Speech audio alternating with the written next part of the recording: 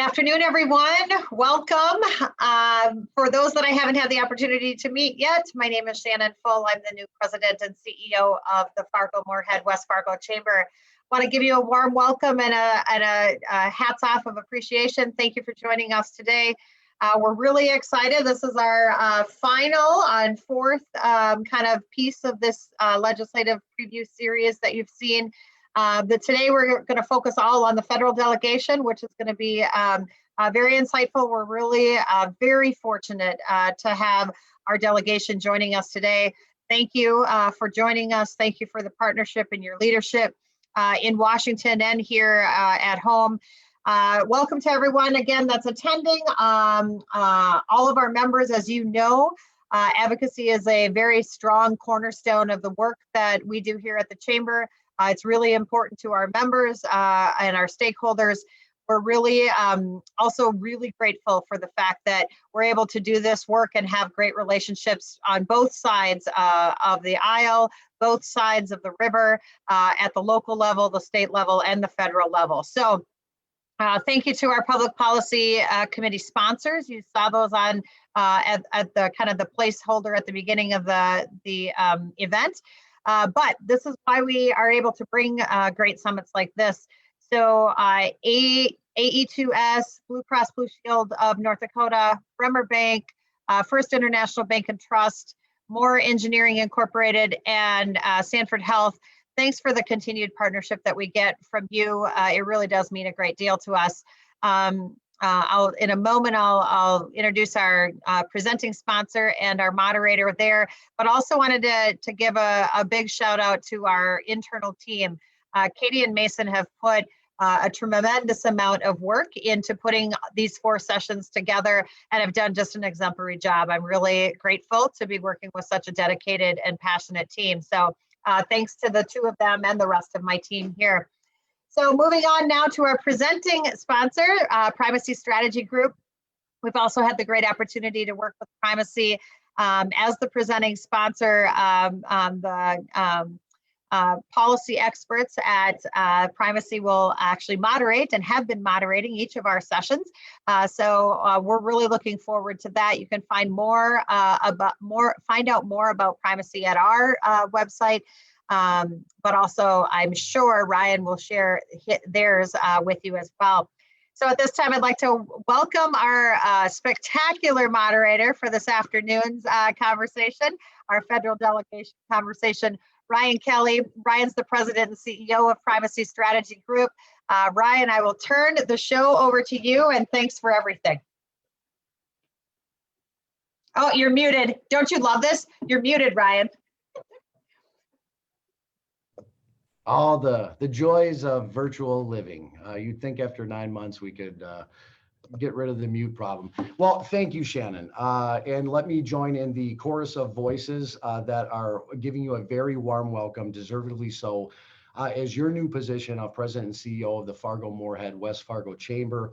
For those of you who have had the opportunity to work with Shannon in the past or know about her background, you won't be surprised to hear me say this. And for those of you just getting the opportunity to meet and get to know Shannon, we've had the privilege back here in Minnesota to watch her in action and the exquisite job she did in her previous position heading up the Twin West Chamber. And are very feel that the region is very fortunate in our communities to have her leadership here, and really put on top of a magnificent chamber staff with Katie and Mason, who have put in an enormous amount of work, as Shannon referred to, pulling this all together, which has been I think a very informative week of conversations with members of our delegations at every different level of government. And with that, Primacy Strategy Group has been very excited to be the presenting sponsor, just like the Fargo-Moorhead West Fargo Chamber of Commerce, who has interest in the Bismarck state capitol there in North Dakota, as well as in St. Paul in Minnesota. And at the federal level, we are actually the only firm that has that exact same overlapping service area with offices in the Twin Cities, Bismarck, and out in Washington, D.C. So we're thrilled to be hosting this, and we will get right to it. We're looking forward to today's conversation. with members of the Minnesota North Dakota Federal Delegation. We've developed today's questions with input from chamber members. If you have questions for any of today's panelists, please submit them through the chat function at the bottom of your screen. For the first half of today's session, we will hear from North Dakota's Representative Kelly Armstrong and Minnesota District 7 Representative-elect Michelle Fischbach. Then we'll be hearing from Minnesota and North Dakota Senior Senator. First, let me give everybody a virtual welcome for North Dakota Congressman at large Kelly Armstrong. Congressman Kelly Armstrong, who doesn't need much of an introduction, but we will do it anyway, was elected to the U.S. House of Representatives, representing the entire state of North Dakota in 2018. He was most recently reelected this November, overwhelmingly. Congressman Armstrong serves on the House Judiciary Committee and the House Oversight and Reform Committee. Prior to his service in the U.S. House of Representatives, he served with distinction in the North Dakota State Senate from 2012 to 2018 and was the chairman of the North Dakota Republican Party from 2015 to 2018. Welcome, Representative Armstrong, and thanks for taking the time to be with us. Thanks, Ryan. And yeah, thanks a lot. It's great to see old friends and new friends. I'm super excited to serve with Michelle. Have got to know her throughout the campaign, and we're just really lucky to have her here. We're coming into the North Dakota State Legislative Session right after Christmas and the New Year. So all those on the call that know my background know I'll have a little bit of fear of missing out as we go into our once every 2 years for 4 months. You know, in 2018, I campaigned on local control and government is best when it is closer to the people. And I can tell you without a shadow of a doubt, after 2 years in Washington, D.C., nothing from being out here for 2 years has dissuaded me from that viewpoint. We continue to deal with things. Right now, we're sitting around. We can only fund the government if there's a Christmas tree in the Capitol. So we're doing a lot of those things as we continue to do. I fully anticipate we will do another tiny stopgap funding mechanism so we don't shut the government down by midnight tonight. But that being said, there's a lot going on. I think we're going to get a COVID relief package. Both sides are talking. That's incredibly important to everybody in this country, big cities, small towns, all the way across. And, you know, it's not always messy, or it's not always pretty. Sometimes it's messy, but at least when we get ourselves pushed up against a deadline, hopefully we can act and help the American people. Really happy to do this. These are kind of my favorite thing. Wish we were doing them in person. And I'll turn it over to Michelle and wait for Ryan to grill me here in a little bit. Well, sounds good. Well, thank you, Congressman Armstrong. Pleasure to have you back. I feel the same way. We're going to miss you down at the Bismarck State Capitol, but I'm sure you will be providing guidance from afar in a virtual environment. Whether it's welcome or not. Your words, and very true. Next, I have the privilege to honor Representative-elect Michelle Fischbach, who's no newcomer to the political scene. She was elected this fall to represent Minnesota's 7th Congressional District in the U.S. House of Representatives. While she'll be new to Congress, she is not new to many of you. In January of 2018, she became the 49th Lieutenant Governor of Minnesota when the Lieutenant Governor Tina Smith was appointed to the U.S. Senate, which was an intriguing multi-party marriage there for a time.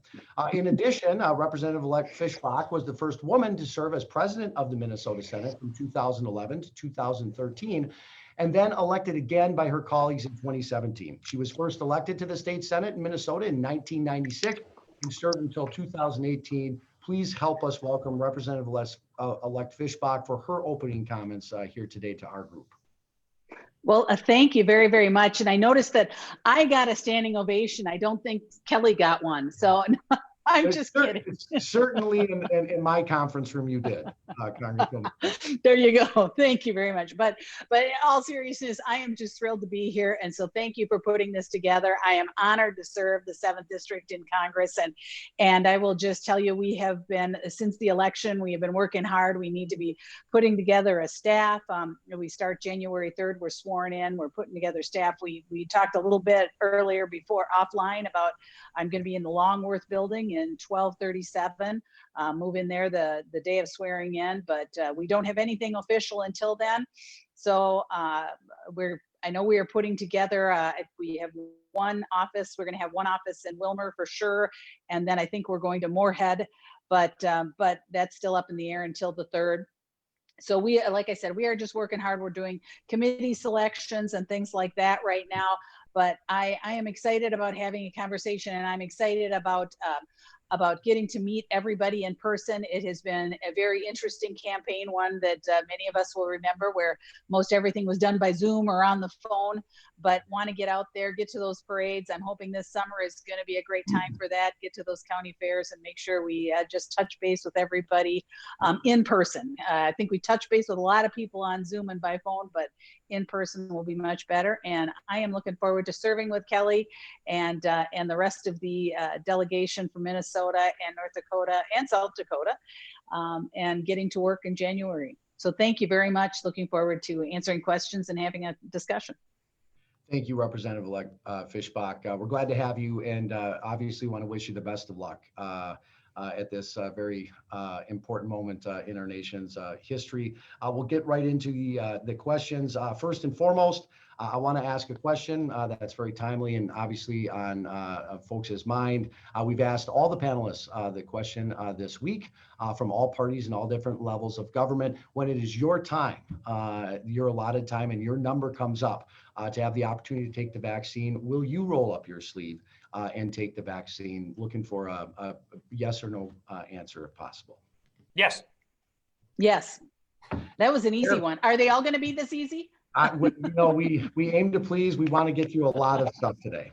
So that's wonderful. And I think important to note that in these very hyper-partisan times around COVID from time to time, that thus far, every single person, regardless of party or state, has answered yes. So I think that's very important to note with the amazing medical achievement of the vaccine here. Next question to both of you regarding the stimulus package that Kelly referenced here earlier in his opening comments. There was a poll that's been released this week, you may have seen, by the U.S. Chamber of Commerce. Small businesses still feel that the worst of the pandemic is yet ahead, and 50% of small businesses see their businesses only continuing for a year or less in the current business climate before having to permanently close. Amid a new surge in cases across the nation, 62% of small businesses fear that the worst is still to come with COVID-19's economic impact. And 3/4 of small businesses owners say that they need further government assistance to make it through this time. Congresswoman Fischbach, we'll start with you. Would you plan, obviously not seated yet, but if you were in the chambers here in this lame duck session, would you plan to vote to support what's currently in front of there? I'll turn it over to you for your response. Well, and I'll tell you, I don't know all of the details of what's actually in front of them, and maybe Kelly can fill some of those in. But absolutely, we need to make sure that we are directing that COVID relief to those who need it. And that includes the small businesses and the farm industry with livestock and the disruption in the supply chain. We need to make sure that when we are spending that money, it is going to where it needs to be. And so that's been something that I've been talking about quite a bit, is making sure that we direct that. And I think that there are some parts I've heard bits and pieces of about the relief package that they are looking at right now, that they're negotiating, and potentially I think Kelly mentioned earlier that they will probably be voting on it before the end of the year. And so, but making sure that that is directed, because we do have small businesses that need help, and because they need to be able to keep their doors open.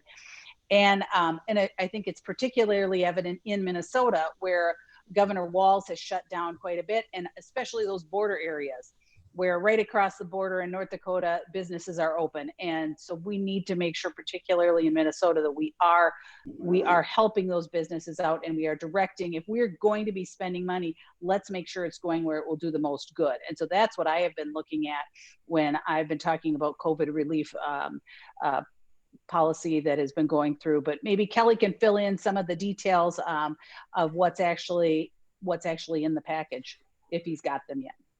That sounds great. Representative Armstrong, you do have the responsibility in the chamber here. Would love to hear your thoughts and how you think the negotiation has been shaping up, and how do you handicap things maybe coming to a resolution this week?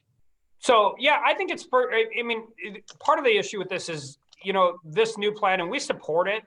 We haven't seen the language yet either. You'll learn real quick, Michelle, how this works sometimes. Well, see, I'm used to the state Senate where I see language, Well, again, there's a reason I'm going to miss the state legislature where you actually get to touch the legislation and work on it. But no, I think, in spite of everything else and as toxic as this town can be right now, the PPP program, as it was originally rolled out, was, I think, a success. North Dakota in particular, I was getting phone calls from small town community bankers at midnight the night before it was rolling out. And we had a lot of people take a lot of different leaps of faith. I was a guy on the phone saying, do it, take it, we'll deal with it. So one of the things that the language is in there, and it's actually Senator Kramer and Senator Hogan have really been working on the simplified loan forgiveness on the previous loans, which is important. But one of the frustrating things that's been going on over the last 6 months out here is I don't know anybody who doesn't think the PPP should have been extended. And will get extended hopefully before we go home for Christmas. Otherwise, we're not planning on leaving. So particularly as we look at that. But Ryan, I think the poll you were talking about is important because I think and North Dakota's economy only works when the rest of the world's economy works, whether it's ag, whether it's energy, whether it's tech, all of those things. But even when our economy opens back up, there are going to be a whole lot of businesses that even if they go to 100% capacity in January or February, they really need to go to 200% capacity, which is unrealistic to overcome the last 9 months. That's why that loan forgiveness simplification language is important. And it's also why an extension of the PPP is important because these are, there's some things in there I hope get cleaned up when we see final language. Anybody who owns a restaurant knows, a 30% drop in business seems to be where the threshold is. I know there's people trying to get it to 25, but if you have a 20% decrease in your revenue at a restaurant, you have a 100% decrease in your profit. Just the gross nets don't work that way. And anybody who thinks that we can continue on this path long-term without some government help and some government funding is just fooling themselves. And as somebody who is a fiscal conservative and thinks sooner or later we better start talking about the 27 trillion in debt, now's not really the time to have that conversation. And I'll tell you why, because all you're doing is burden shifting. If all of the people who have made our communities who they are can no longer employ people or their business goes out of business, it's not like the government, we just fund that. We fund those payments in different ways. And so we need to keep everybody to get through this pandemic. We need to get the vaccine deployed and we need to get our economies back open. And the first start is whatever package we have, even if I don't love it, I can't imagine a scenario where given this environment and the stressors on our local businesses that I won't support it. Understood. Thank you, Representative Armstrong. Much appreciated. Switching gears and moving to another important topic along the same lines in the budget vein. In recent months, House Democratic leadership has said that they will be bringing back congressionally directed spending, otherwise known as earmarks, to all of us. Representative-elect Fischbach, I'm curious, in light of this, are you in favor of earmarks returning? And in what ways, if it does, do you think this could be a benefit for community organizations in the region? There's an important part of earmarking where rural Minnesota and rural districts in general, that does enable them to get those program or get that money that they need. And so I do struggle a little bit with earmarking because I understand the pros and cons of it, but we do want to be able to see that we are able to get dollars when we need them into the 7th district and into rural Minnesota and into rural America. And that is generally done with earmarking. I have not heard the proposal that they are talking, or I haven't heard that information about that they're trying to bring it back. I guess I'm new, so I get a little bit of a pass on that. I haven't heard that yet, but I do want to make sure that when we do have earmarks, that we are using them to get the money where it needs to go, and that does help rural Minnesota. Kelly, you're going to be returning here for your second term. Interested on what your thoughts are on earmarks and if they are going to be there, how the region could maybe take advantage. Yeah, so I think one of the things with earmarks is there's two words. You all know in North Dakota, we don't have staff. We don't even have offices, right? So, the two words that I think took on a political connotation that far exceeded what it actually were is lobbyists and earmarks. And they both have a negative connotation when they both actually have significantly positive impacts. There's no doubt they needed earmark reform. But if you look at when earmarks went away, the political momentum it just started rolling and rolling. But I think what we've learned is we've just shifted that burden to unelected bureaucrats. Now it's just agencies determining how that goes. So we need earmark reform. One, they need to be relevant to the bill they're being introduced in. I mean, you shouldn't be able to tack on whatever it is to a bill that has no relevance. But two, I think actually opening those up and making sure that if there's reform and if there's safeguards in place, I mean, I just agree with what Michelle said. There are real reasons why you would want elected officials making these spending decisions and being accountable to their voters versus somebody who's in the cubicle on the 17th floor of a government agency building that no voters ever talk to, particularly when they address North Dakota, Minnesota, and rural areas. So they needed reform. I think bringing those back and allowing elected officials to make their case for why they need it is a better process than we have now. Got it. And Representative Armstrong, sticking with you and in the budget theme here for a moment, you know, in recent years, we've and frequently been on the brink out in Washington, D.C. Of barely getting government funded or a federal government shutdown. What, from your perspective, what were the main sticking points of getting a budget passed this year? And what do you see as necessary changes that could be made to restore a more regular order to the budgeting process, such as we're accustomed to in the Rough Rider state? Well, and obviously this is partisan, and so we're going to try and keep it that way. But the main sticking point to getting a budget passed this year is the Democratic conference couldn't agree on it with themselves, so they pulled it. I mean, if one conference who's in the majority, and for those of you know, there's very much difference. You know, over the last 3 years, the Senate got back to doing budgets and doing it well. And in the last Congress before I got here, they were doing them. But I mean, essentially, I mean, and there's a reason under almost every circumstance, I voted no on these continuing resolutions for spending.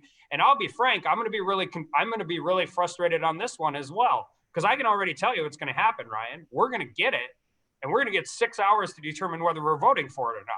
And then they're going to say there's PPP extension, there's all of these things. And I'm going to have my entire staff digging through this thing to find out if there's something like we abhorrently oppose in our office. I mean, there's not a lot of issues that I'm not willing to compromise on, particularly in the COVID place, but there are some. So, I mean, under the reality right now, the first answer would be we need the Democratic conference to be able to agree on their own budget so they can bring it to the floor and all the Republicans can vote against it. But at least then, I mean, then at least the House passes a budget and they get into the divide between the Senate and the House. So it hasn't worked for a long time. I walked in 2 years ago in the longest government shutdown in history. I can tell you nobody wants that. Nobody wants that for Michelle when she comes in on January 3rd. But we just keep running up to these clocks, and then we have these continuing resolutions. And eventually, we're going to have to figure out how to do this better. And giving more members more say in the process. Thank you. I think very constructive points. Hopefully leadership on both sides of the aisle is tuning in to this gripping forum today. And we'll take that into consideration. I'm sure, knowing you, you've expressed that to both parties on the aisle out in Washington, D.C. And Representative-elect Fischbach, you too are coming from a state Senate perspective, where here in Minnesota, as you know, you have to balance the budget constitutionally, where Congress does not. Taking that into consideration in your first term with Congress, related to the budget, what would be some of your priorities that you would like to see accomplished? Well, and I will just say I agree with Congressman Armstrong about making sure some reforms are done in the budgeting process, and that we actually do budgeting.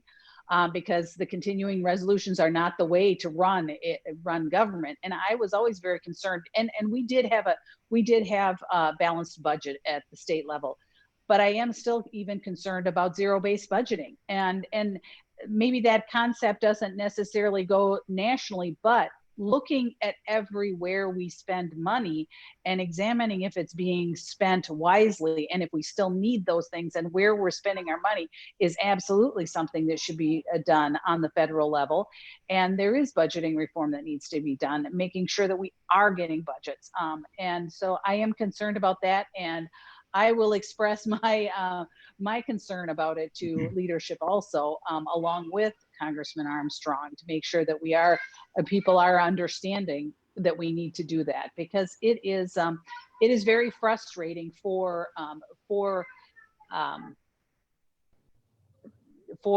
I'm sorry, my grandson just walked in and is yelling at me. Sorry.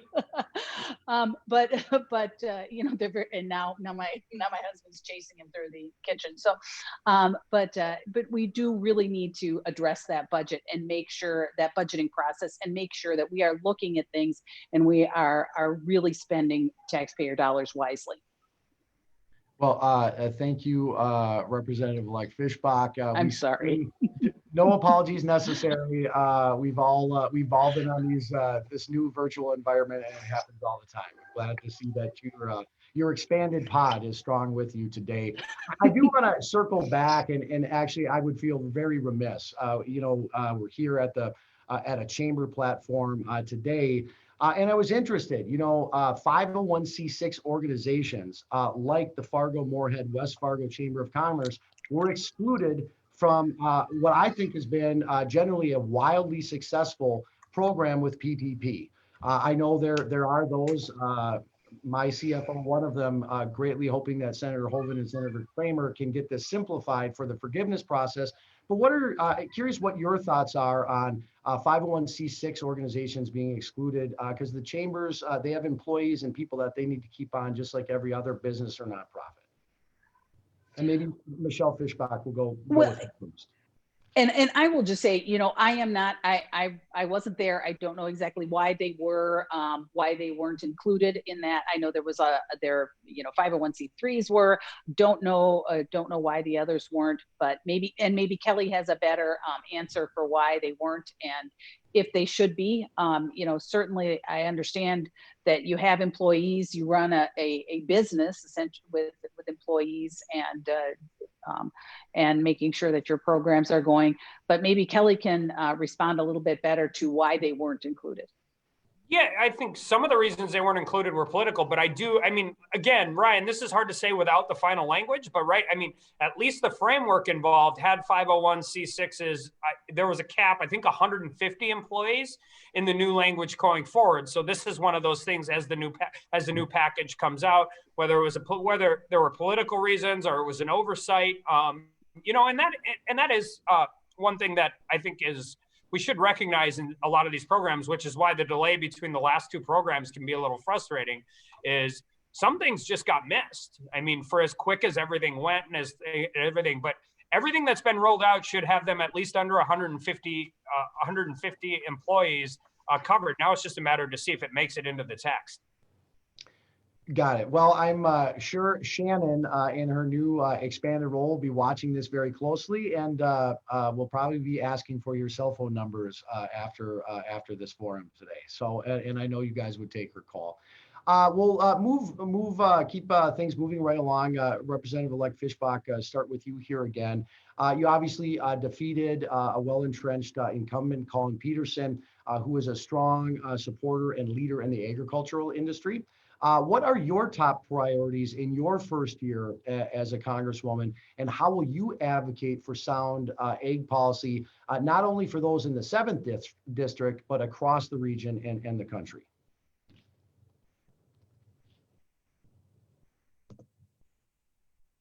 Oh, did we may have lost. Maybe the grandkids have got into the. I'm gonna go over there and teach your grandkids about taxes and eat 35% of their ice cream. That's my plan. Well, very good. Well, Kelly, since we have this moment alone together, sure. Virtually, there's a lot of chatter out there these days from my friends out on Capitol Hill that are talking about the possibility of Congressman Armstrong securing a plum position on the Energy and Commerce Committee, which would be returning that seat, important spot, to the rightful place of North Dakota. Obviously, very important there. If that were to come to fruition, one, I assume that would be something that you would be in favor of. But two, how do you think you could utilize a seat on that committee for North Dakota's energy interests and the rest of the region? Well, I think, and by the way, this goes to the ag conversation earlier. I think one of the things that we need to be aware of, and this is just the truth, is that climate policy is going to be one of those things where the administration, moderate Democrats, and liberal Democrats kind of find a common ground. Obviously, North Dakota is the geographic center of North America. I think our friends on the environmental left have figured out, particularly with oil and gas production, that producing states have too much control over production. So where the new battle lines have kind of been drawn are in transportation, right? Pipelines, rail, infrastructure. As we move these things across the country, we need to get our products out, because if we can't get them out, our North Dakota economy doesn't work. So one of the first things, and it's also an area where an administration doesn't need legislation to enact a lot of their policy goals. I mean, an incoming administration can do a lot of damage just by doing nothing, just by not citing permits, just by not agreeing to EA, environmental analysis, or environmental impact statements. I mean, there's lots of different ways. So we would love to get on energy and commerce. We're working hard to do that. And a big focus of what we do there will be making sure Midwestern states and states in the middle of the country that our net exports of the products they do, whether it's Western Minnesota and egg products, Western North Dakota, oil, natural gas, ethanol, that we have a reliable access to markets, and that the federal government isn't doing things to keep us from getting our products where they need to go to not only help our economy, but keep fueling and feeding the world. Well, thank you, Representative Armstrong. Representative Fischbach, did the grandkids get a hold of a computer? Are you back and with us? No, I'm back. It just went to, it started working on itself and said connecting. And I think this makes a very good argument for rural broadband and the need for it in rural Minnesota. I just started running itself, and so I'm glad I'm back. I don't think I was gone too long. So if you repeat the question. Yeah, no worries. We were actually just kind of talking about some of the kind of hopes and aspirations for committee assignments. Obviously, that's critically important. Obviously, the incumbent member that you're replacing, Colin Peterson, was a big champion in the egg industry, was interested in what your priorities were to help advance the egg industry in not only in the 7th, but throughout the United States, and what other committee assignments might you be interested in and hoping for when you head to DC? Well, and my top ask is the Agriculture Committee, and we have been working on it, and we've been talking to folks on the steering committee and on the various steering committees and various leadership levels to make our case that I should be on that committee. So we'll continue to work on that, but that is my first choice. My second choice is transportation and infrastructure. And then my third choice is education and workforce. I think it's called education and labor now, but I think those all three really tie into the needs and the manufacturing and the ag industry in rural Minnesota, and that need for strong agriculture policy, making sure that we're working on that 2023 Farm Bill right away, because time flies, and before you know it, we're going to be ready to start really putting that together. So we need to continue those conversations we started during the campaign about what farmers really want, what they really need in that Farm Bill, things for the next generation of farmers, and then moving into transportation and infrastructure. I think the point about making sure that we can get our product to market, and that we have strong broadband, made that very obvious today, but and making sure that our rural communities are strong, and that we have got healthcare, and we've got the broadband, we've got education, we've got the kinds of things that we need in order to attract the ag workforce that we do need, and manufacturing workforce that we do need. So those, and it's my understanding that we probably won't get our committee assignments until mid-January, but we are continuing to work on that and making sure that we advocate for that seat on the Agriculture Committee. Well, thank you, Representative-elect Fischbach. Appreciate your thoughts on where you'd like to end up, and I'm sure we'll be waiting with bated breath as much as you will be to see how you come out there. Representative Armstrong, maybe shifting back to you, you brought it up. Obviously, whether, ready or not, whether you like it or not, there's a new administration coming into town.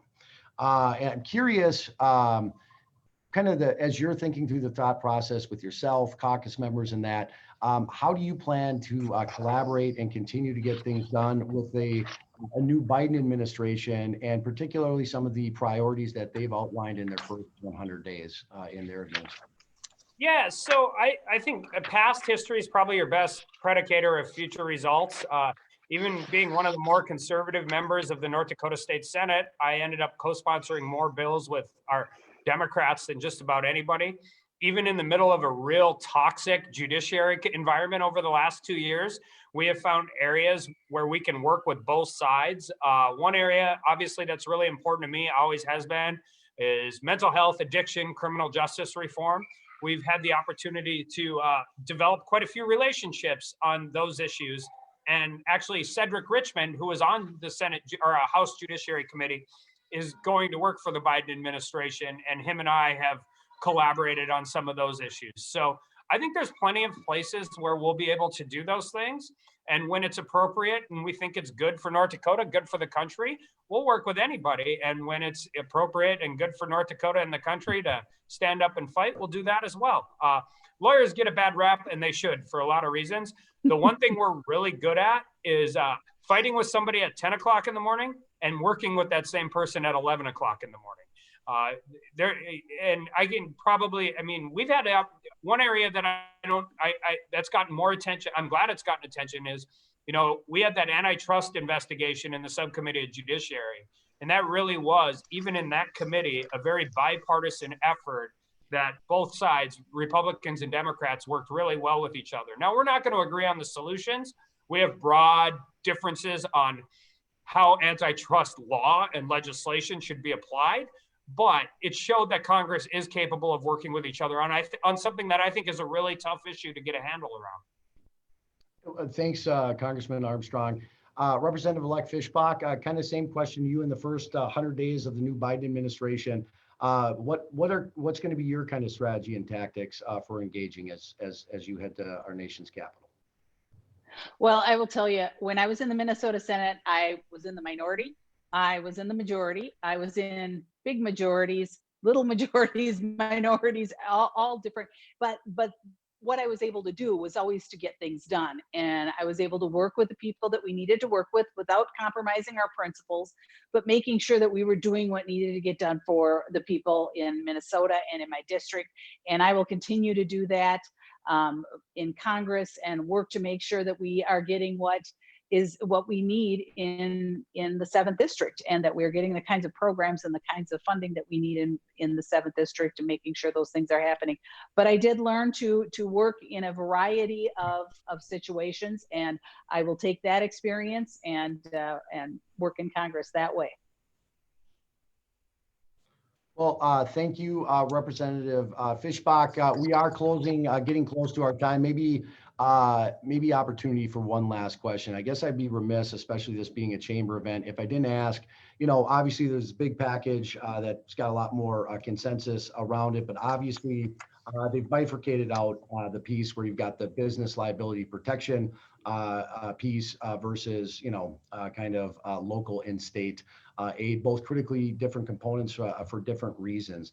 Interested in your thoughts, since this most likely will not get done. I guess anything's possible, but won't get done in lame duck. And this will be an issue that'll be coming back when you take the chair on behalf of your constituents.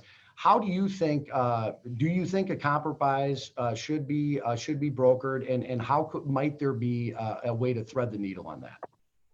Well, these issues aren't going away, and we will need to address them in the next Congress. You might be right that they're not going to end up in this COVID package, so we will be dealing with them in January. But I am particularly concerned about protecting our businesses and making sure, because it's difficult to do business. in non-COVID times. And so we need to make sure that we're protecting them, and we will continue to work on a solution. I think there is a solution and some compromise that can be come to, because we need to protect those businesses and make sure we're doing something to help them out. As as Kelly mentioned earlier, this is not an overnight solution. Just because they're going to be at 100% doesn't mean they're going to be out of the woods. And so we need to continue to help them and make sure that they recover. Sounds good. Thank you, Representative-elect Fischbach. Kelly, same question. Yeah, I mean, it's the question always becomes, and this is, and I always want to hesitate. I don't ever want to paint a broad brush. I mean, we've got a lot of good people on both sides of the aisle, but I can tell you, at least from my perch on the Senate or House Judiciary Committee, pretty hard to get anything through. And we've watched this happen, whether it was on arbitration or not, if you don't have the trial lawyers on board on the other side. So, and by the way, I don't think any business should have blanket liability for anything that has occurred. What I do think is we need to recognize that even getting sued right now can be the straw that breaks the camel's back, so to speak. And so how we deal with those things and continue to work forward. And I mean, I'm hopeful there's a compromise, but I'm also glad that it seems like we have addressed the issues right now, at least, that we can agree on, and recognize that we're going to push those off so we can get some relief to people across the state and across the country. So we'll see. I mean, no matter what happens, there's going to be significantly smaller margins in the House. There's going to be smaller margins in the Senate, which I mean, either breeds to one of two things. Everybody even goes further entrenched in their bunkers, or everybody figures out that we're going to have to find compromise solutions. And only time will tell how that will go. I'm hopeful in the House, particularly. The vast majority of the people who served over this last Congress, if you were the Republicans, you had never served in the minority. If you were Democrats, you had never served in the majority. And now everybody's got 2 years of their feet wet and figuring out how this all works. So hopefully we can figure out that not every single issue is an absolute ideological and constitutional crisis. And maybe we can come together in the middle somewhere. I think that viewpoint is shared by the majority of Americans. Listen, we've come to the end of the first portion of our panel. Congressman Armstrong, Representative-elect Fischbach, very thankful and appreciative. These are not easy times. These are never easy jobs, but this is a very difficult time to be an elected leader today. If you're looking to make everybody happy, you're going to go to bed very dissatisfied. But tough decisions, and we look forward and wish you the very best as we get ready for this final stimulus package possibly to come through, and your work in the forthcoming year. Thanks, Ryan. Thanks to the chamber. Thank you. Thank you very much. Hi, Senator Klobuchar. How are you? Good to see you, Ryan. Hi, Michelle. Hi, Kelly. Hello. Good to see you. All right, as the panelists shuffle in here, we've got Senator Klobuchar, bright-eyed in my hideaway. Not everyone sees this. Got it. And then I believe I see that good-looking senior statesman, Senator John Hoeven, there with us. So not that either one of these two individuals needs much of an introduction. They are very well known for their long and very productive track records in their respective states and the respective roles that they've held. But a brief introduction to kick us off. I'll start. Senator Klobuchar was first elected to the United States Senate in 2006 and was reelected for a third term overwhelmingly in 2018. Senator Klobuchar serves on the Judiciary Committee and is the ranking member of the Subcommittee on Antitrust, Competition Policy, and Consumer Rights. She is the chair of the Senate Democratic Steering and Outreach Committee and the ranking member of the Rules and Administration Committee. Senator Klobuchar also is a member of the Commerce, Science, and Transportation Committee, as well as the Agriculture, Forestry, and Nutrition Committee and the Joint Economic Committee. Very busy woman. Prior to being elected as the first woman to represent the state of Minnesota in the United States Senate, she headed the largest prosecutor's office in Minnesota for 8 years, from 1998 to 2006. If everybody can join me in giving a warm virtual welcome to Senator Klobuchar, and maybe I will turn it over to the Senator for a few opening remarks before I do Senator Hovind's introduction. Well, thanks so much, Ryan. And it's so fun to be there with everyone, even though it is virtual. I was up there a few times during the year this year and have many good friends, and also proud of the work that Senator Hovind and I have done together for many, many years. In fact, weirdly, we're passing a bill today, I think, together, where he's the Republican lead and I'm the Democrat on carbon monoxide with some sort of practical, pragmatic solutions to an issue that has sadly killed a lot of people in our country. We're also together on the Ag Committee. We've worked on nonprofit energy efficiency issues together. We passed a very esoteric but important bill on keeping your data private, data privacy, which I'll never forget the press event up in Fargo where John was holding this black box, which contained, it looked very scary, all of your private data when you drove your cars. And then we've, of course, worked on many trade promotion issues and really trying to make sure that all the great things we produce and make in our two states get to market. And it's really timely to be here right before the holidays with all of you. And you couldn't have picked a better day to have this event so we can give you literally not just virtual, but real-time updates on what's going on as we work to pass a pandemic package at the end of the year. For me, major focus this is knowing with the light at the end of the tunnel with that vaccine coming out. One of my friend's husbands is an infectious disease doctor, and she said that when she saw on TV the trucks coming out of Michigan with the vaccine, she just started to sob. It just was like an involuntary response. And I think a lot of people feel the same way because everyone's had to struggle during this, whether it is not being able to see your mom or dad if they are in assisted living, except for maybe outside, like I did, and my dad got COVID and made it through at age 92, whether it is losing a job or struggling to keep a business afloat with endless quarantines because there's not enough rapid testing, or whether it is simply parents getting their kids on their laps and their first graders trying to learn mute buttons while they're trying to do their job from a laptop. It has been a struggle for everyone, and we so appreciate our frontline workers.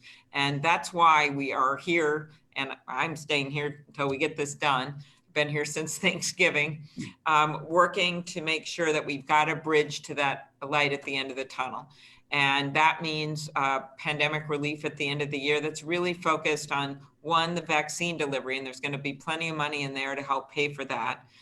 Secondly, economics, and that's making sure that PPP program that's already in place for small businesses is extended for the first months of this year. And then also really looking at those hardest hit areas, whether it's restaurants, whether it is stages. I was up in Moorhead and had an amazing event at the Blue Stem Amphitheater, as well as had someone there from the Fargo Theater to talk about how these businesses were the first to close and they'll probably be the last to reopen because you can't stand in a mosh pit even during the Merle Haggard concert they were remembering during the middle of a pandemic.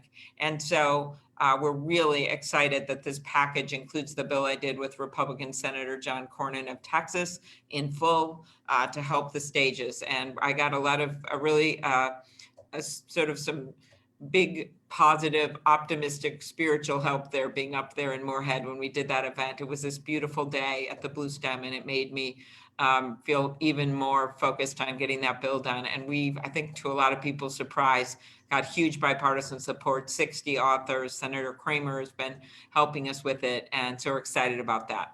Other things in the relief package, help for rural hospitals, which we know has been really difficult, help for ag, just making sure we have broadband, we have what we need to get over to what I call the day after tomorrow. And then at the same time, with the new administration coming in and with the Congress so close on both the House and Senate, we just have to work on a bipartisan basis on a competitive agenda for America. Those are things that were problematic before we had the pandemic. It's things like workforce training. As I said many times on the presidential campaign, we're not going to have a shortage of MBAs, as much as we love you guys, or sports marketing degrees in the next few years, as much as we love the Minnesota Vikings, even though they make me cry almost every week. We're not going to have a shortage of those. We're going to have a shortage of plumbers. We're going to have a shortage of people working in our factories. And we need to do more when it comes to 1- and 2-year degrees and training our workers. Farm bill and making sure we keep our ag strong. Making sure that we get that one size doesn't fit all when it comes to healthcare. A focus on infrastructure, a major priority of Joe Biden, one of his #1 priorities, in fact. So I actually, despite the hard times we're in, I just see all this hope. Immigration reform, where we actually had some bipartisan agreement with Senator Rounds of South Dakota leading the way during the Trump administration, but the administration didn't go for it. I think we know how important it's going to be for ag sector to make sure we keep a strong immigration bill, for the medical profession, where we want to make sure that we have people who are educated in medical schools or nursing schools in the US and get a degree there are able to stay. It's a bill I long did with Senator Conrad and lead now with his departure, and just so many things that we can do together. And I guess that is my message to all of you. And I'm looking forward to questions, that broadband, and all the exciting things where we can work together, because I think it's Joe Biden that said it's time to end in a typical pandemic moment. I see my daughter calling me right now, and you never know what's happening in the middle of all this. But to end the grim era of demonization was Joe's words, and it's a practice that John Hoeven and I have always been part of. We've been friends through a lot of times of people in charge and whatever. And I think that's really important for us to carry through because this is a moment where we can get a lot of stuff done. And so with that, I turn it back to you and look forward to the questions. You bet. Senator Klobuchar, thank you. A very short and concise list as always, long list of priorities, and congratulations, fingers crossed on this relief package. We do some work with the North Dakota Hospitality Association. I've been watching very closely with those venues, such as the Fargo Theater and the Fargo Brewing Company. What an amazing inclusion if that is able to be successful. So I think I'm almost sure that it is going to be. We're going to get this done. All right, you heard it here first, folks. Breaking news. Breaking news. Breaking news. All right.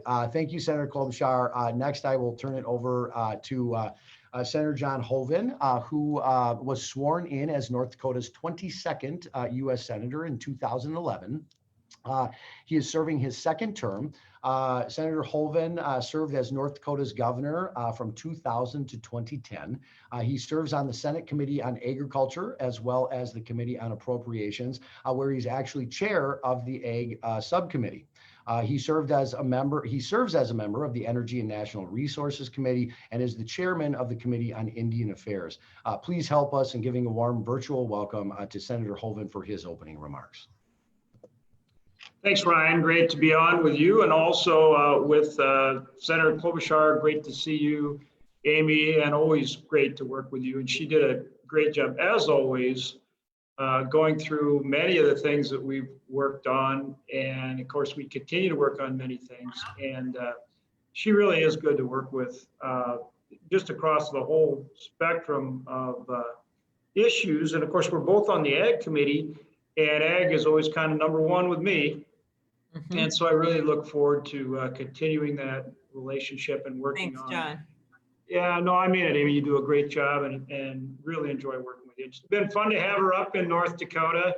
When I've had her up in Fargo, we've had some great times, and we've actually got some pretty good stories too about just the fun we've had while we've been working on important issues, even going back to the flood. And Amy tells some great stories. The time that we were together at the airport bar in the Twin Cities, and I got carded and you didn't? Like that? Yes, I remember, and rightly so. If I'd have been the waiter, I would have done the same thing. I would have. Yeah, there you are. Well, it's the signature Hoeven mustache that is the envy of many a young man like myself. That gives him that distinguished look. That's it, Ryan. Although I like to think more in terms of distinguished rather than older. is kind of, Fair enough. Fair enough. yeah, makes me look more distinguished rather than just old. But no, we do. I mean, you know, we just get along well.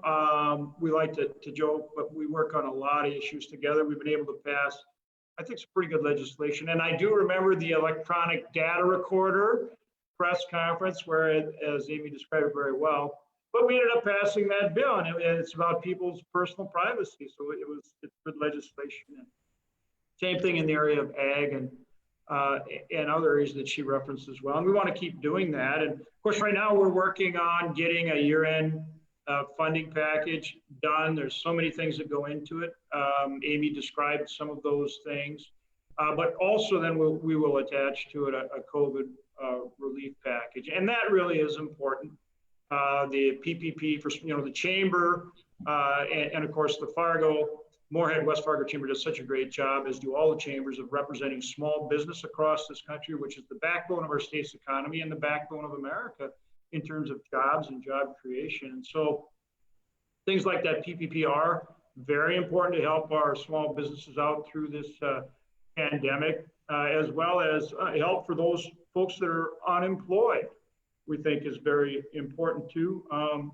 Help for education with all the challenges they've had because of the pandemic. Help for all of our healthcare providers, making sure that they're able to dispense the vaccine. And thank goodness this vaccine now is going out. And so we can see light at the end of the tunnel. This has been incredibly difficult and frustrating for all Americans. And so this getting this vaccine out, incredibly important. That's certainly part of the coronavirus package. I've worked along with Senator Klobuchar and others, as you referenced, Ryan. I chair the Ag Approps. We'll have assistance in there for our farmers and ranchers. We've worked very hard throughout the pandemic, and I think been successful in getting help out to our farmers and ranchers. And we can never forget that every American benefits every day from the highest quality, lowest cost food supply in the world, thanks to our farmers and ranchers. And through this pandemic, they have not missed a beat. They have continued to produce, including the whole food supply chain. Thank you to all those workers from the farmer and the rancher all the way up through the grocery store worker and those restaurateurs that have had it so tough. You know, again, making sure that there's assistance there as well. So, you know, these are the important things that we need to make sure that we have in this package, and that we're working very hard to get those things done. And I'm hopeful that we'll get it done sooner versus later, right, Amy? I mean, right now we have a CR in place, continuing resolution, that will fund us through Friday night. And I would certainly hope that by then, and certainly in no event beyond this weekend, that we do have a package passed for people of this great country, so that we can then break for Christmas, but with the assistance that is needed. And Senator Klobuchar said it right. We need to get that done before we leave here, and we have every intention of doing that. So again, thanks to the Chamber for inviting me. And actually, I saw Amy over on the floor, I think before, maybe even before my staff talked to me about this event, or very close thereafter. And of course, when I saw her and said, hey, should we do this? And I said, yep, absolutely. Because I really do enjoy doing, not only working on legislation, but again, we've had press conferences and other things we've done together. And I've always enjoyed it and appreciate it very much. Thank you, Senator.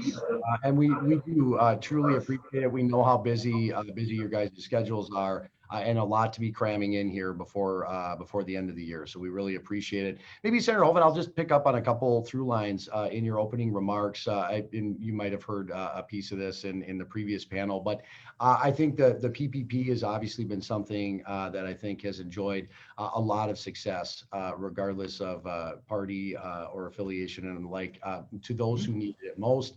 But we are here with the Chamber, the 501c6 organization organizations were like chambers of commerce were left out in the original PPP package. Was interested on behalf of Shannon, who is just starting here as the new president and CEO. What your thoughts on that? Might that fix be included in this larger package that you and Senator Klobuchar will be voting on here later this week? Yeah, we're working on a PPP package right now that would be about 250 billion range. And, we think it's very important, particularly for those companies, businesses like restaurants that have had to shut down. We think it's incredibly difficult for them. But as you say, we're trying to make sure that it's broad enough so that it covers those businesses and others, like you're talking about, the associations. I've worked very hard to make sure it extends to our farmers and ranchers as well. So I think we're going to be in pretty good shape in terms of making sure those kinds of businesses are covered, and that really the people out there, the small businesses out there that need this help are able to get it, and would be happy to defer to Amy for any thoughts she has on that as well. Yeah, I think it's very promising. You're right, Ryan, but the word is on the street or in the hallways here that they are included, the chamber type organizations, because of the fact that I think it's been really helpful for us to get input on the business front from organizations like the chamber. So that's the last I've heard. I checked on it before I got on the call. And also, John was right about that, the amount of money in the original gang package, but it may be increased now as we get the final package up over 300 billion actually, which is both the extension of the PPP, which we know has worked for many, but there's more things that can be done. And we also know one size doesn't fit all when it comes to this pandemic. Some industries have been doing great. Tech, if you're working at Amazon, wow. But if you are a small hotel, or you're a restaurant, or the Fargo Theater, it's been a lot tougher. And so that's why we also want to have, in addition to the PPP, there's some specialty work that's gone into some of these harder hit areas, which I think makes a lot of sense, especially when it's just this 3, 4, 5 month bridge that we're giving people going ahead. So this is a big part of it. And then other thing I'd add is for some businesses that don't qualify for PPP, continuing that Main Street lending program with the Federal Reserve, and there's some changes we could make there. That's something that could be taken up by a new administration. Yeah, and like for airlines, and I mean, again, some businesses have been hurt by the pandemic. Some have just been devastated by it, the ones that have had to close down and that kind of thing. And so Amy's right, there can be some additional assistance when you talk about airlines and some hospitality and some of those kind of things that really have been hit hard by the pandemic. And the hope is that we'll be voting on this, soon, if we want to get home for Christmas, but staying here. So I think it's getting to be. I love she says soon. Weekend. One of my lowest points of being in Washington for 4 weeks is I ordered 6 maple yogurts, John, and I thought I was really excited. I found them on Amazon, and then I realized I have 6 2-pound yogurts. Oh. So I have been eating them for breakfast and lunch, so I have a lot of stuff. This Wow, really healthy, yeah. Really healthy. I'm really though. ready that to is go so home. healthy. Yeah, not to be selfish, but I think it's time to get this done. And so the hope is that we are going to vote on this, sometime this weekend, something like that. And the House will most likely go first, and then it'll come over. And it's also the end of the year funding, so we keep funding the government, and then we can start afresh in January. Yeah, if we get it wrapped up by end of day today, we could maybe get her through this, logistically get her through pretty close to that schedule. So hope so. Well, Senator Klobuchar's growing supply of yogurt aside, as we conclude here, She's going to stay, Ryan, she has decided to stay in Washington, D.C. until she has consumed all that yogurt. So we're not exactly sure how long that's going to be, but, I bet everyone has had that experience that ordered groceries online in the last year where you thought you were ordering one thing and you get something else. But exactly. Yeah. Well, I know how much the senator adores her family and how determined she is. So I'm sure she would she would finish off the yogurt in fast order. Staying in kind of the theme, I think we've covered some great ground on what's likely to get passed in Washington, D.C. this week, but let's take a moment to pause and talk about what's not getting included in here. And Senator Klobuchar, maybe I'll give you first dibs on this. Obviously, the big sticking point out in Washington, as you guys are more than well aware, is the business liability protection piece, as well as money to state and local governments. Both, compelling arguments. There's those that you guys know have laid this out, that we can't, if we're going to have a lot of lawsuits here, and straddling the American economy and the employer and job creators and that kind of stuff with lawsuits that might run out to 3 to 7 years. We don't need that kind of drag on the economy and to help that. And where's the middle ground on that piece? And then on the flip side, state and local governments, many of which who I'm sure are listening today, who are on the front lines of the pandemic and are critical in delivering the vaccines and implementation. Interested in both of your thoughts on this kind of two ends of the spectrum. Where do you personally fall? And then how would you handicap, or maybe you could help explain where the fault lines for compromise might lie when you come back in January with the new Congress? And Senator Klobuchar, I'll let you take first crack at that. Sure. I think one of the difficult things for businesses and everyone operating was this, the lack of standards for what the rules were at the beginning. And I advocated for those because that would help for businesses to have a safe harbor, basically, of what the national standards were. There still work needs to be done there. And I think there was discussions about delays on suits and different things in the course of these negotiations that were bipartisan in the Senate that didn't get concluded. But I think that there will be more negotiations going forward. And I think it was just too much when you have an outgoing administration and an outgoing president, when you've got changes afoot to negotiate that issue. But the fact that it was discussed at such length with so many senators, I know with Senator Portman and Senator Coons and others who were involved in that particular Durbin discussion, it puts them in a better place to discuss it next year. And I mean that sometimes when things just are so big and they come up, it sometimes results in an impasse. As for the state and local aid, Joe Biden has said he is committed to doing that. And I think you'll see that happening next year. And I know, just talking to Mayor Judd in Moorhead and a number of the other local officials, it's not just big cities, it's a lot of smaller and mid-sized cities that need help just to get through to the light at the end of the tunnel. So that's where we are in that. And you're correct, those two issues are still outstanding. The issue that has arisen lately that I think people will be interested to know is most likely going to be in there is some direct checks, not in the amount originally proposed by Senator Sanders and Senator Hawley. Those two, John knows that they're a funny match, but a small, a lesser amount, but still there'll probably be some direct checks in this package at the end of the year. All right, Senator Hoeven, your thoughts? Yeah, I think Amy's right. I agree with that. I mean, Josh Hawley and Bernie Sanders, I mean, go figure. Whoever saw that one coming, right? But I think you're right. And I think that will be included, it looks like, in the agreement now.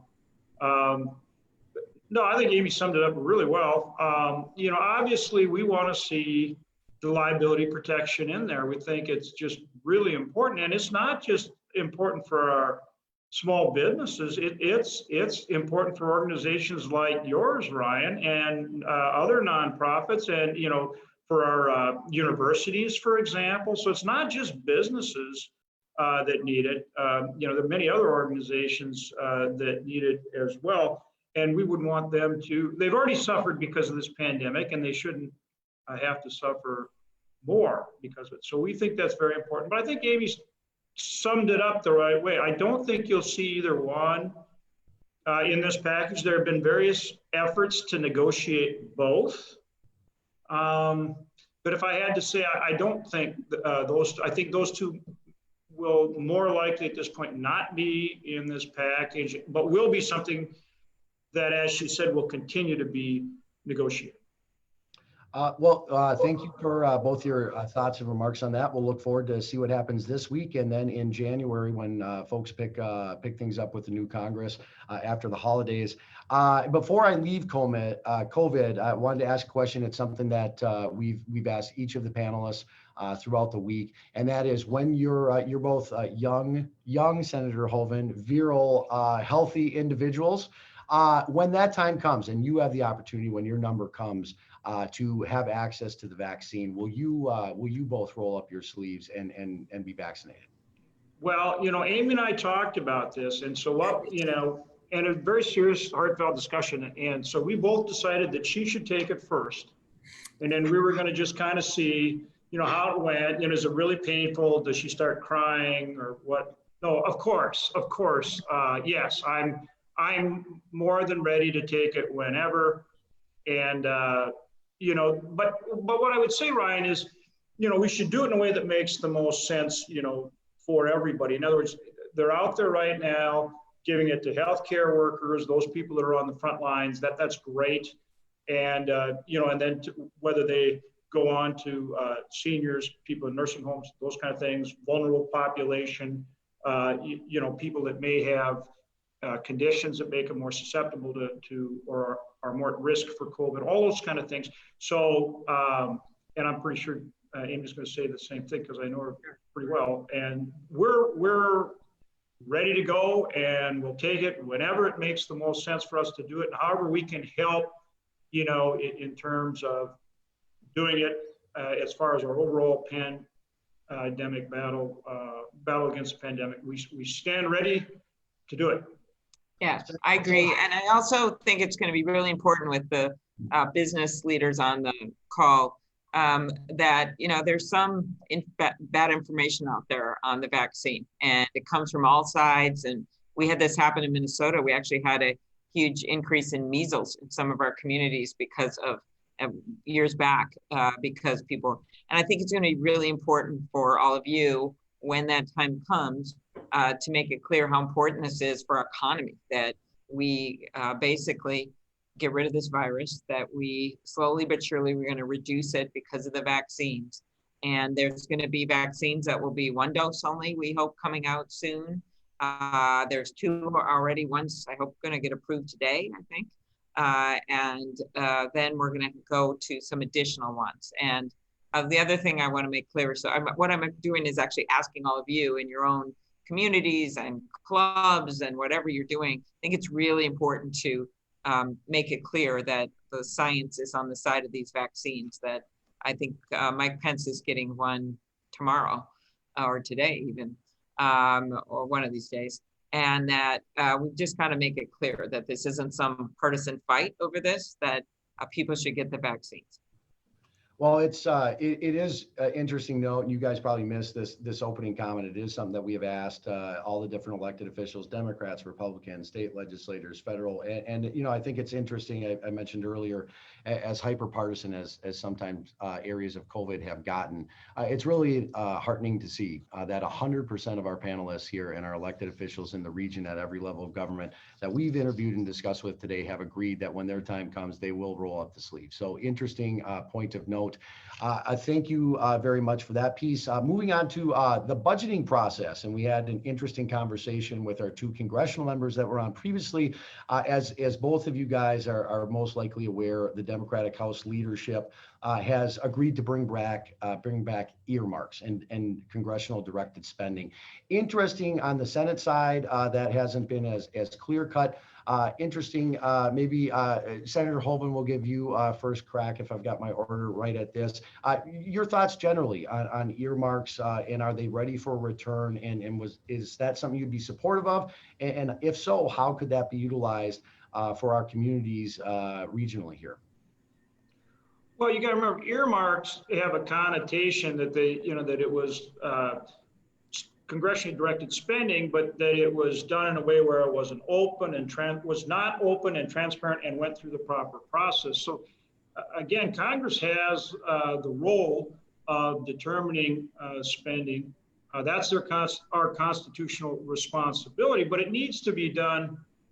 I wouldn't not earmarks. It needs to be done in a way where it's open and transparent and accountable, and people are comfortable that it's done in, in the light of day, through regular order, and that it's properly vetted, and that it's responsible to the taxpayers of this great country. So I think what you have to talk about is congressionally directed spending and funding for things, which is our Article 1 responsibility, but it needs to be done in the right way that's open and transparent. And if we aren't able to do that, then in essence, you're forfeiting everything to the executive in terms of how dollars are spent. And that was not the intent of the Founding Fathers. The intent of the Founding Fathers is that Congress has the power of the purse, but it has to be done in the right way.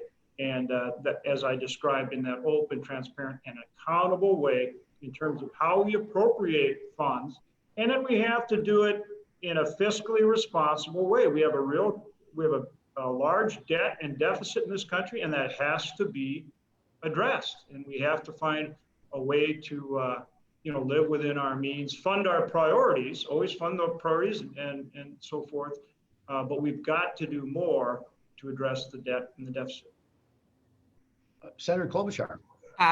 Yes, I mean, I think that denying the ability to bring projects, I think sometimes people on the ground, representatives on the ground, have a much better idea of what is needed in their state and in their districts. And I did not support getting rid of, I'll call them congressionally initiated projects, because it just gave the power to bureaucrats, basically. It gave the power outside of the individual states. Now, I think if we bring them back, it's going to have to be with sort of, rules of the road and make it clear. We were pretty careful in Minnesota that I remember when Senator Coleman was the other senator, and he and I would look at all these together and made sure that anything we do would pass muster with the public. And, I think we could put those into the rules more of however we're going to bring them back. But I actually think it would be a really good idea.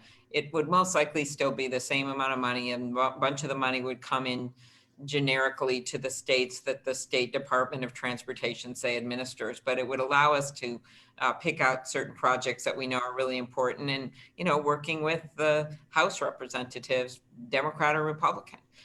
So anyway, that's my thought on that. The second is just on the budget in general. I would like to go to biennial budgeting, which means every 2 years, and that's been supported by Democrats and Republicans as a way so we don't have this last minute stuff, and it makes it so if we did it every 2 years like some states do, well, we would then be able to look, okay, we put this aside. How did was that money spent in a smart way instead of just continuing it the following year? There's just no way you can figure it out. And I think it'll be actually make for a better review process of how money was spent, not just re-upping it again every single year. Yeah, Ryan, let me add that. Ryan, that's a good point. Let me add to that as well. I think Amy's a co-sponsor. I'm a co-sponsor as well of legislation to go to a 2-year budget cycle. So I agree with that. I think, again, that would be helpful in terms of oversight, budgeting, and all those things. So again, I would say no to earmarks for the reason I just said, but I agree on the on the 2-year budget cycle. I think that would be helpful.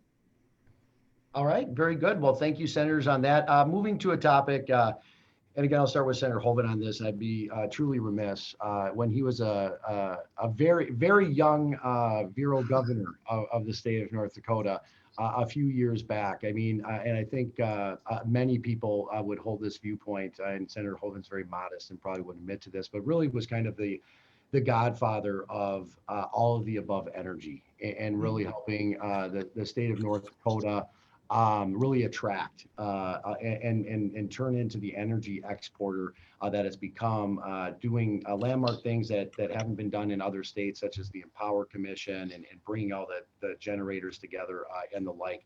As we fast forward and you now find yourself in the Senate many years down the road with burgeoning and successful all the above businesses in your state, Senator Hoeven, how do you thread the needle on an all the above energy strategy, particularly with a new administration, with the Biden administration, who has distinctly different views than the outgoing Trump administration. Interested on your thoughts on that, and then I've got a follow-up question for Senator Klobuchar too. Well, Ryan, first appreciate, you referencing the work that we've done through the years on energy. North Dakota really is an energy powerhouse for this country. And thanks again for referencing the work as governor. We put together Empower North Dakota, goes all the way back to about 2001. And it really was and still is an all of the above energy approach. And we do that in North Dakota. And that means fossil fuels. And it also means renewable fuels. And it also means synergy between the two. And I think that we're doing that in new and creative ways that are really important, not just for North Dakota, but for the country and beyond. One of our big pushes right now is in carbon capture and storage, CCUS. And it's going to be very important that the federal government assist in that effort, in that we have the technological capabilities to do it, but you've got to help our industries do it on a commercially viable basis. So with projects like Project Tundra, which Minn Kota is pursuing with the Miltyoung power plant, with Coal Creek, which is coal-fired electricity as well, and with Dakota Gasification Company, which is already capturing and sequestering. We've passed things like 45Q, which provides a tax credit to do it, as well as getting funding from the Department of Energy. Also, they have loan guarantees. All these things will play into enabling us to capture the CO2 off coal-fired electric plants and put it downhole. So you address the CO2 issue while you still have that 24-hour-a-day, 7-day-a-week base load. And then we tie it in with other types of energy. We use the waste steam off the plant to power ethanol plants. We use the transmission we build for wind and for other renewables. So we're doing biodiesel. As you know, we're working on a plant in Jamestown that would crush soybeans and then use that fuel to go out to a refinery west of Dickinson that would make biodiesel to go to the West Coast, very low carbon fuel. So we're leading the way. And again, it's all types. The only type of energy we don't have is one of our presidents used to say, nuclear. We don't have any nuclear energy, but Minnesota does. So Amy can tell you all about nuclear, but we have everything else. We work a lot with Minnesota. We want to continue to do that. And I think if we crack the code on these things, Ryan, it's not going to just be huge for North Dakota. It's going to be huge for the country.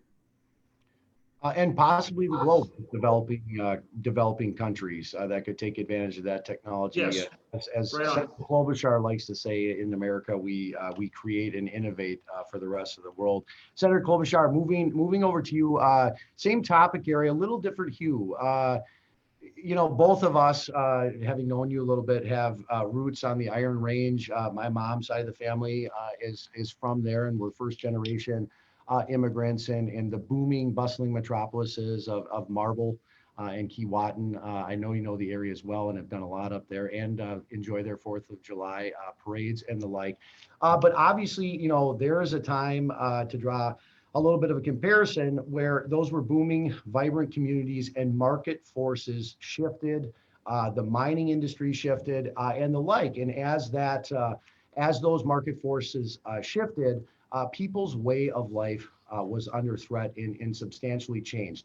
As we're looking forward, and I'm not making a value judgment on right direction, wrong direction, at least as the moderator, but looking at a possibly more carbon constrained future or a bridge towards that way, how do you strike a balance and what do you say to the new Marble, Minnesota kind of communities that are second and third generation, coal mining folks? How do we strike the balance to make sure that people aren't left behind in this and that might be feeling legitimate angst and worry about what the next 10 to 20 or 30 years look like for their communities? Well, first of all, it's we have such a proud tradition of mining. My grandpa was an iron ore miner. It's iron ore, so as opposed to coal. So we don't have quite those issues with iron ore mining. In fact, We've been working really hard, just got with the Trump administration and before that the Obama administration to enforce things like the dumping rules against China. They were illegally dumping steel on our shores. And we actually were successful in making some changes, not just to the law, but to enforcement, and under both Obama and Trump, and work with the Commerce Department and successfully reopen some of those mines. The issue for the Iron Range is just keeping the mining going, the iron ore mining, which is their mainstay, but also things like tourism, honestly, things like, which is also a big part of their economy, things like some of the, just like you have in Fargo and Moorhead, some of the industry and some of the manufacturing that's going and bringing in new businesses to supplement that. And it's always been a lot of boom and bust up there, but people are going to need steel no matter what. And the one thing I know about Joe Biden, having Pennsylvania been a major focus of his life, he cares about steel. And Donald Trump cared about steel too. So I'm hoping that will keep the iron ore industry strong. The other thing they need, and some of this gets forgotten in discussions about even farm areas, is that it's not just a farm bill and it's not just how we handle iron ore policy. It is also strongly about things like childcare, childcare deserts, housing. I remember going out with Senator Hoeven in North Dakota, such an issue that was when the oil boom was happening again in some of those, in the towns, and the lack of housing. You've got the third thing would be broadband, which has really been very clear in this pandemic. And what I would envision, whether it's the Iron Range of Minnesota or the middle of North Dakota, with this pandemic, one silver lining, maybe people have learned they can work at places remotely. And so if you have maybe someone actually physically working at a job in one of our towns, maybe the spouse works another way and works for a company that's not there, but they can still maintain jobs and still live, so that if you grew up in rural Minnesota or rural North Dakota, you can work and live there. So I just don't want us to forget, and sometimes we focus only on the resource issues, which Senator Hoeven has explained all the work that he's done, and I'm all there with him on renewables and the work on biofuels that we've worked on together. But it is also about what goes with that. And do people have a cafe to go to? Do they have broadband that allows them to work there? Do they have childcare in the area? And I think those things, hospitals, small hospitals, a lot of that should be a big foundation of our nation's rural policy, so that people have the things that they need to stay. Well, thank you, Senator Klobuchar and Senator Hoeven. We're actually just wrapping up and out of time. It is really refreshing, and I can tell you this is not a polished show that these folks do. I've seen them both in action. They collaborate, their staffs collaborate. We're very fortunate to have two senior senators from different parties that can always kind of work together and try to find the middle ground. Very pragmatic leaders. We're lucky to have them both. Thank you to everyone. And we look forward to seeing what happens in Washington, D.C. yet this week. And as we go into the new year with the new Congress. Thanks so much, and everyone have a good day. Thanks, John. Thanks, Ryan. Thanks, Amy. Merry Christmas, guys. Okay, Merry Christmas. Bye. Bye-bye.